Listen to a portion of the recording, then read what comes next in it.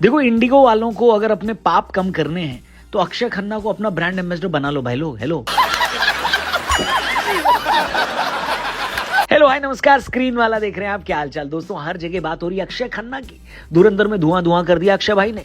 लोग इनका कमबैक देखकर बॉबी देओल को याद करने लगे। एनिमल से बॉबी का भी कमबैक हुआ था। सेम टू सेम तरीके से बॉबी देओल का भी एक गाना और उनका डांस बड़ा फेमस हुआ। सेम टू सेम एक अक्षय खन्ना का गाना और डांस भी फेमस है। इनफैक्ट इंस्टा पर हर दूसरी रील इसी गाने पे बन रही है। नहीं, लेकिन सवाल यह है कि क्यों आज भी ऐसे एक्टर्स सालों गायब होने के बाद भी जब वापसी करते हैं तो लाइमलाइट ले जाते हैं? क्यों, कैसे? इसके बारे में एक एक करके आप बात करेंगे। अगर आप भी अक्षय खन्ना की एक्टिंग के, उनके टाइमिंग के, उनके स्क्रीन प्रेजेंस के फैन हो तो ये वीडियो आपके लिए शुरू करते हैं। सबसे पहली और सबसे बड़ी वजह यह है कि चाहे बॉबी देओल या अक्षय खन्ना एकदम नेचुरल है, एकदम ऑर्गेनिक। इनकी एक्टिंग में ना कोई ओवर ड्रामेटिक हरकतें दिखती हैं लोगों को और न ही कोई बनावटी एक्सप्रेशंस। अक्षय खन्ना तो जैसे किरदार को पकड़ लेते हैं, जकड़ लेते हैं, उसी में समा जाते हैं। उनकी परफॉर्मेंस में इतनी सच्चाई होती है कि सीधे दिल को छूती है। हर रोल को ऐसे निभाते हैं, ऐसा लगता ही नहीं कि स्क्रीन पर कोई एक्टर है, ऐसा लगता है कोई असली कैरेक्टर हो। यही पर्सनैलिटी उनकी उन्हें शहर की पब्लिक से लेकर गांव की ऑडियंस तक हर किसी से कनेक्ट कर देती है। अक्षय की बात करें तो दिल चाहता है कि सिड का मासूम, शांत, डेप्थ से भरा कैरेक्टर हो, या फिर धुरंधर में रहमान डकैत का दमदार इंटेंस रोल। हर बार वो स्क्रीन पर कहीं ना कहीं चिपक जाते हैं। और भाई साहब, न तो ऊंची आवाज में बोलते हैं, न ड्रामा करते हैं, फिर भी इंपैक्ट इतना होता है कि व्यूअर्स की नजरें नहीं हटती। ये एबिलिटी बहुत कम एक्टर्स में होती है कि वो एक्सप्रेशन से ज्यादा ऑनेस्टी से और एक्टिंग से ज्यादा अपनी प्रेजेंस से जनता पर इंपैक्ट छोड़े, है कि नहीं? वैसे इंपैक्ट से याद आया, एक इंपैक्टफुल पॉडकास्ट हमारे टीआरपी चैनल पर हमने किया है सुप्रीम कोर्ट के वकील अश्विनी उपाध्याय जी के साथ। हमारी जुडिशरी का, हमारे कानूनों का जो डार्क साइड है वो इस पॉडकास्ट में डिस्कस हुआ है। यानी ऐसी बातें इस पॉडकास्ट में हुई हैं कि मेरे को लगता है मेरी लाइफ का सबसे खतरनाक पॉडकास्ट है ये, जहां पर मैंने बहुत सारी चीजें नई भी जानी हैं और बहुत सारी चीजें जानने के बाद मेरे को डर भी लगा है। तो अगर आप कानून को और अच्छे तरीके से समझना चाहते हैं, कौन से कानूनों में बदलाव होना चाहते हैं, इस बारे में एक फ्रूटफुल, एक मीनिंगफुल कॉन्वर्सेशन देखना चाहते हैं तो इस पॉडकास्ट को जरूर देखिएगा। लिंक मैंने डिस्क्रिप्शन और पिन कमेंट में दिया है। चैनल का नाम है द रौनक पॉडकास्ट। जी हाँ, हमारे टीआरपी चैनल पर जाकर इस पॉडकास्ट को जरूर देखना। फिलहाल इस वीडियो में आगे बढ़ते हैं। वेल दोस्तों, हम लोग अक्षय खन्ना की बात कर रहे हैं कि उनका कमबैक हो गया, सॉलिड कमबैक। धुरंधर में धुआं कर दिया उन्होंने। आखिर कारण क्या है? कारण नंबर 1 तो हम डिस्कस कर चुके हैं। सेकंड पॉइंट पर आते हैं, दूसरा रीजन क्या है। देखिए, अक्षय खन्ना कभी भी पेड पीआर के चक्कर में नहीं पड़ते। आजकल हालत ये है कि कई एक्टर्स अपने एयरपोर्ट लुक के लिए खुद पापराजी को बुलाते हैं एयरपोर्ट पे, जिम के बाहर जानबूझकर कैमरे वालों का इंतजार करते हैं रुक कर, और फिल्म रिलीज से पहले पेड आर्टिकल्स तक छपवाए जाते हैं ताकि थोड़ा माहौल बनाया जाए। लेकिन अक्षय खन्ना न कोई मीडिया बुलाते हैं, न पापराजी, न कोई मैन्युफैक्चर्ड पब्लिसिटी, न कोई स्क्रिप्टेड इंटरव्यूज। वो किसी बनावटी चीज का हिस्सा नहीं बनते। और मजे की बात पता क्या, पब्लिक ये सब बहुत आसानी से समझ भी जाती है कि कौन असली है और कौन दिखावा कर रहा है। इसलिए जब अक्षय खन्ना स्क्रीन पर आते हैं तो लोग पहले से ही उम्मीद लगाते हैं कि कुछ दमदार देखने को मिलेगा, और उन्होंने लगातार डिलीवर भी किया है। इस साल की शुरुआत में आई छावा और साल के अंत में आई धुरंधर, दोनों ने उनका यही सच, बिना आवाज किए चमकने वाला अंदाज साफ तरीके से दिखाया कि वो बिना चीखे चिल्लाए, बिना सोशल मीडिया पर छाए, सीधे लोगों के दिलों में बसते हैं, असर डालते हैं। शायद इसीलिए क्योंकि पब्लिक जो है ना, पब्लिक वो फेकनेस तुरंत पकड़ लेती है। लेकिन जिस भी एक्टर में सच्चाई, ईमानदारी और टैलेंट होता है उसको भी समझ ही जाती है कि नहीं? बात तो सही है। बाकी तीसरा पॉइंट, अक्षय खन्ना की सबसे बड़ी ताकत उनकी रेंज। वो जिस भी किरदार में उतरते हैं ऐसा लगता है कि उसी दुनिया में जन्म लिया हो।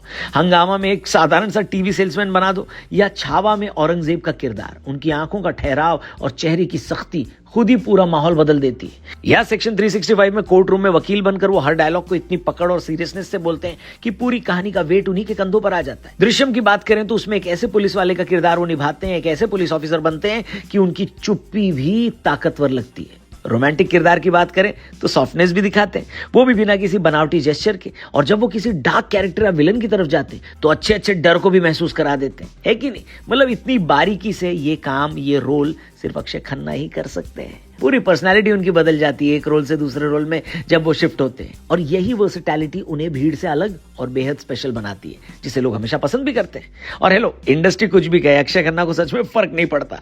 फिर चाहे कोई एक्टर ये कहे कि कहां गायब हो अक्षय खन्ना, वापसी कब करोगे, या कोई राउंड टेबल वाला एपिसोड हो जहां बाकी एक्टर्स के साथ काफी डिसकनेक्टेड लगे।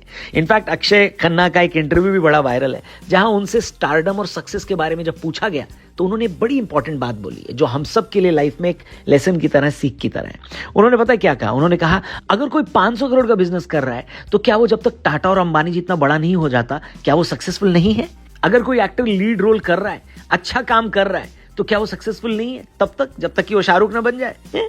यानी ये जो 2 पॉइंट्स उन्होंने बोले हैं, ये बात बताती है कि वो किस नजरिए से दुनिया को देखते हैं और ये नजरिया उन्हें अलग बनाता है। क्या बात है सर। यही वजह है कि अक्षय खन्ना फेम के पीछे नहीं भागते, अपने काम से, अपने टैलेंट से हर बार चमकते हैं और जब वो स्क्रीन पर आते हैं तो जनता भी उनसे जुड़ जाती है। और हाँ, शायद वो फिर गायब भी हो जाए, लेकिन हर बार जब वो स्क्रीन पर आएंगे छा जाएंगे, ये गारंटी है। वैसे हेलो, एक बेस्ट पार्ट पता है क्या है? इतने सारे लोग उनकी तारीफ कर रहे हैं सोशल मीडिया पर, उतने एक्टिव भी नहीं है।